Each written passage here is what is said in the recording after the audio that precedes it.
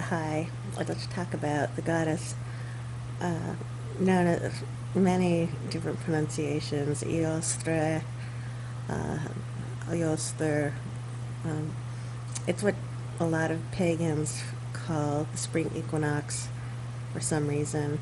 Um, what we know about her is that for the Anglo-Saxons, that's the month of April, and that her name is from the root for um, the Indo-European goddesses of the dawn, and those goddesses are rather frightening because it's all about a liminal time, a time of not knowing, and every morning we don't know if she'll let the sun come free. It's an in-between time. Times of great power, but power always has a lot of danger in it, which is something that in our time we've definitely forgotten about power and need to relearn. The other thing is that she must have been huge if the Christian church made their most important holiday of Easter based on hers, because they named it directly after her name. And it's in April usually. So her holiday never would have been the spring equinox. It would have been, um, since we're combining a lunar and solar calendar here, it would have been probably the full moon after the spring equinox, which would usually be in April. Um, and the Christian calendar moves Easter around based on the full moon and the spring equinox. And my own personal experiences with her, it's had a lot to do with understanding the power of what's liminal. And it's when I feel best. I feel best when the sun's rising. I always have.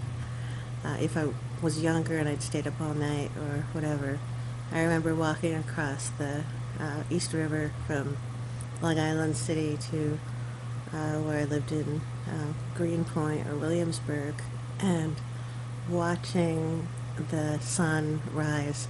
But I always liked looking to the west when the sun rises, because that's where the decorations were most beautiful, and the color of the river and the ocean, it was like just beautiful greens and blues.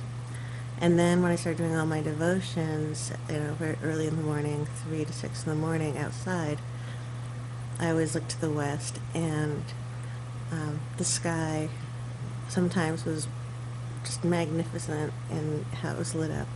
But every day is different, and that is a lot of what she's taught me. And just if you observe the sunrise every day for a long period of time, it's very different, and it heralds in a whole new time, just like spring would. And it's all about cycles. Because one thing about her is that it's always spring somewhere, and it's always dawn somewhere. She's never wavers from being what she is. She's always being that. And these goddesses don't have children. Um, they and they're rather dangerous and wild, and they are creators, and they're very magical. So she walks across the world, time zone to time zone, bringing in the dawn.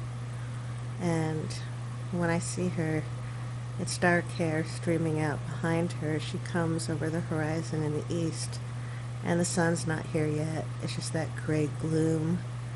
And she has, a sword at her side, and she's small compared to someone today. And I was surprised she was so dark, and her eyes, though, piercing blue.